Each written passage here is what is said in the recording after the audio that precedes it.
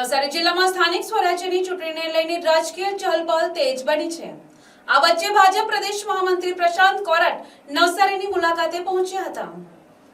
ચૂંટણીલક્ષી મહત્વપૂર્ણ બેઠક માટે આવેલા પ્રશાંત કોરાટે ભાજપ સંગઠનના ચૂંટણી ઇન્ચાર્જ સાથે બેઠક યોજી હતી। આ બેઠકમાં ઉમેદવારોના પ્રચાર પ્રસાર અને ચૂંટણીની રણનીતિ અંગે વિગતવાર ચર્ચા કરવામાં આવી હતી। બેઠક દરમિયાન નવસારી જિલ્લામાં 60થી વધુ ઉમેદવારો બિનહરીફ બનવાની ઘટનાને પ્રશાંત કોરાટે ઐતિહાસિક ગણાવી હતી અને તેને ભાજપ માટે મોટી સિદ્ધિ તરીકે દર્શાવી હતી। આ ઉપરાંત પ્રશાંત કોરાટે આમ આદમી પાર્ટી પર તીખા પ્રહાર કર્યા હતા। તેમણે આરોપ મૂક્યો કે પંજાબની જનતાના પૈસા ગુજરાતમાં ખર્ચવામાં આવી રહ્યા છે। સાથે જ તેમણે કહ્યું કે દિલ્હીની જનતાને આમ આદમી પાર્ટીએ છેતરેલી છે। સુરત અંગે નિવેદન આપતા પ્રશાંત કોરાટે દાવો કર્યો કે ત્યાં આમ આદમી પાર્ટી પોતાનું ખાતું પણ ખોલી શકશે નહીં। આ રીતે નવસારીમાં યોજાયેલી આ બેઠક રાજકીય રીતે મહત્વપૂર્ણ માનવામાં આવી રહી છે। એડવોકેટ તરીકે પોતાની ફરજ નિભાવી અને એક યુવા તરીકે ખૂબ જ સરસ કામ કરી રહ્યા છે યશસ્વી જિલ્લા અધ્યક્ષ શ્રી ભુરા પનસરા, જેઓ એક યુવા એન્ટરપ્રેનર છે। એમને હું આપણે તાળીઓથી વધાવી લઈએ। યુવાનોના માટે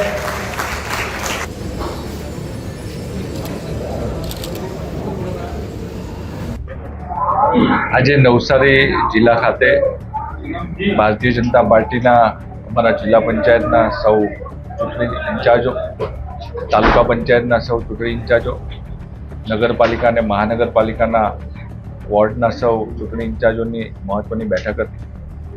અમારા જિલ્લાના અધ્યક્ષ આદરણીય શ્રી ભુરાભાઈ શાહના નેતૃત્વમાં આજે આ બેઠકનું આયોજન કરવામાં આવ્યું હતું।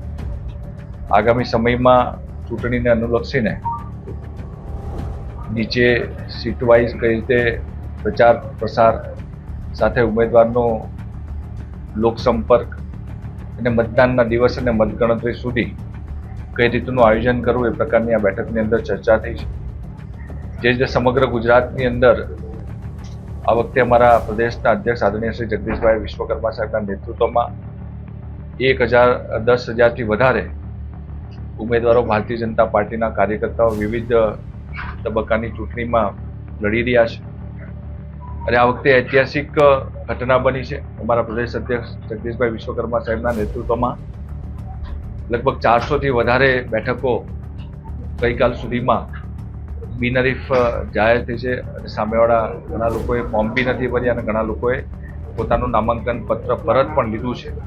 જ્યારે આવનારા સમયમાં જે રીતે દેશના યશસ્વી પ્રધાનમંત્રી માનનીય નરેન્દ્ર મોદીજીએ જ્ઞાનના મંત્ર સાથે ગરીબ, યુવા, અન્નદાતા અને નારી 4 શ્રેણીના લોકો માટે કામ કર્યું છે અને રાજ્યની અંદર અમારા માનનીય મુખ્યમંત્રી શ્રી ભૂપેન્દ્રભાઈ પટેલ સાહેબના નેતૃત્વમાં છેવાડાના વ્યક્તિ સુધીનો વિકાસ થાય, છેવાડાના વ્યક્તિ સુધી સરકારની યોજના પહોંચે, એમને લાભ મળે, એ તમામ લાભાર્થીઓને સંપર્ક કરીને એમને ભારતીય જનતા પાર્ટીના ઉમેદવાર કમળ તરફી મતદાન કરવા માટે થઈને ભારતીય જનતા પાર્ટીના દરેક કાર્યકર્તાઓ કામે લાગવાના છે અને 26મી તારીખે ખૂબ જ વિપુલ પ્રમાણમાં મતદાન થવાનું છે અને 28મી તારીખે ઐતિહાસિક ઘટના ગુજરાતની અંદર બનશે।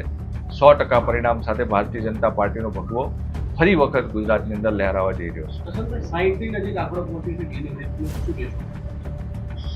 નવસારી જિલ્લાની અંદર ઐતિહાસિક ઘટના બની છે। જિલ્લા પંચાયતની 30 સીટમાંથી 9 જિલ્લા પંચાયત સીટ, નગરપાલિકા ગણદેવી નગરપાલિકામાં 24માંથી 23, નવસારી મહાનગરપાલિકામાં 2 સીટ અને 132 તાલુકા પંચાયત સીટમાંથી 132 તાલુકા પંચાયત સીટમાંથી 27 જેટલી તાલુકા પંચાયત સીટ એ બિનહરીફ ભારતીય જનતા પાર્ટીના ઉમેદવારો જીતીને લઈ આવ્યા છે।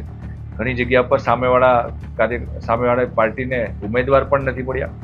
ઘણી જગ્યા પર જબરજસ્તી લડાવવા માટે થઈને જબરજસ્તી ફોર્મ ભરાવીને અનિચ્છા દર્શાવી છે।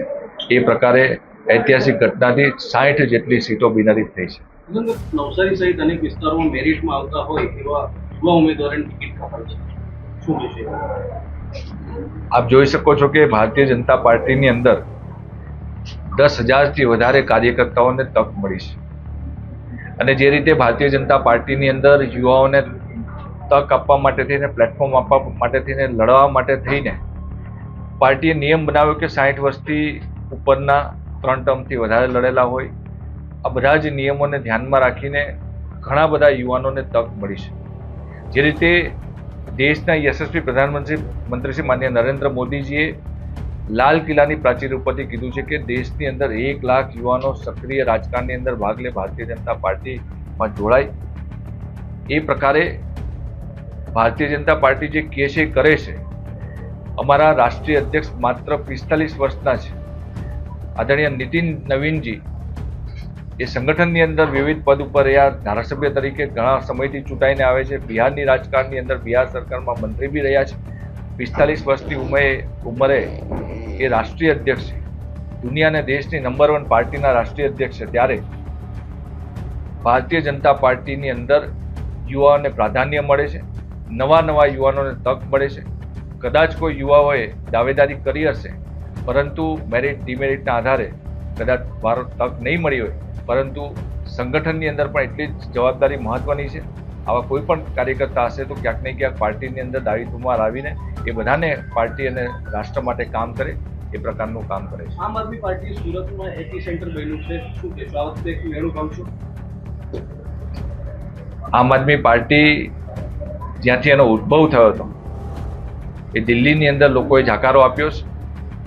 દિલ્હીની અંદર પણ 10 વર્ષ સુધી પ્રજાને મૂર્ખ બનાવીને, લોકોને મૂર્ખ બનાવીને દિલ્હીના ભોળી જનતાને લૂંટવાનો પ્રયાસ કર્યો. ત્યારે દિલ્હીના લોકો પણ એને ઓળખી ગયા અને દિલ્હીની અંદર જાકારો આપીને ભારતીય જનતા પાર્ટીની સરકાર બની હતી.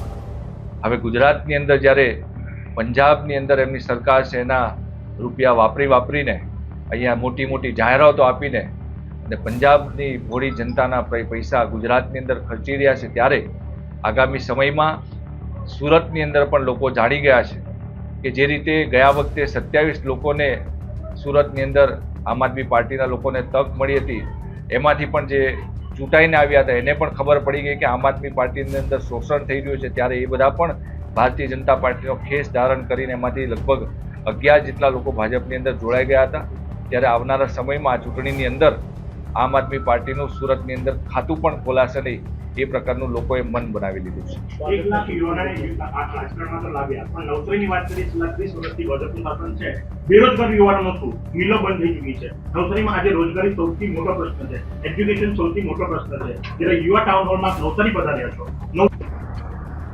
જે રીતે આપ સૌ જાણો છો કે ગુજરાતની અંદર માનનીય નરેન્દ્રભાઈ મોદી સાહેબ જ્યારે ગુજરાતના મુખ્યમંત્રી હતા ત્યારથી દરેક તાલુકાની અંદર ITI કોલેજ બને, દરેક તાલુકાની અંદર સરકારી ઇજનેરી, દરેક તાલુકાની અંદર સરકારી કોમર્સ અને આર્ટ્સ કોલેજ બને, દરેક જિલ્લાની અંદર સરકારી ઇજનેર અને મેડિકલ કોલેજ બને.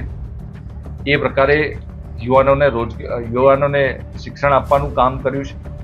અને સાથે સાથે આ બધા જ શિક્ષિત યુવાનોને નોકરી મળે એ માટેની વ્યવસ્થા કરવા માટે થઈને 2003થી સતત ગુજરાતની અંદર વિવિધ ઉદ્યોગોને અહીંયા રોકાણ કરે એના માટે થઈને વાઇબ્રન્ટ ગુજરાતનું આયોજન કરીને ઘણા બધા ઉદ્યોગો ગુજરાતની અંદર આવ્યા અને એના માધ્યમથી ઘણા બધા ગુજરાતી યુવાનોને નોકરી પણ મળી છે અને રોજગારી પણ મળી છે. કદાચ કોરોનાના સમયમાં આપ સૌએ જોયું હશે કે ઘટના એવી બની હતી કે આખા દેશની અંદર જ્યારે લોકો પોતપોતાના ઘરે જઈ રહ્યા હતા ત્યારે અહીંથી હજારો લોકો પોતાના વતન ગયા. એનું કારણ છે કે અહીંયા રોજગારી મેળવી રહ્યા હતા. પણ ક્યારેય એવી ઘટના નહોતી બની કે કોઈ બીજા રાજ્યની ટ્રેન અહીંયા ગુજરાતમાં આવી અને ગુજરાતીઓને અહીંયા મૂકવા આવ્યો. એ દર્શાવે છે કે ગુજરાતના યુવાનો શિક્ષિત પણ બન્યા છે અને ગુજરાતના યુવાનો એને રોજગારી પણ મળી છે.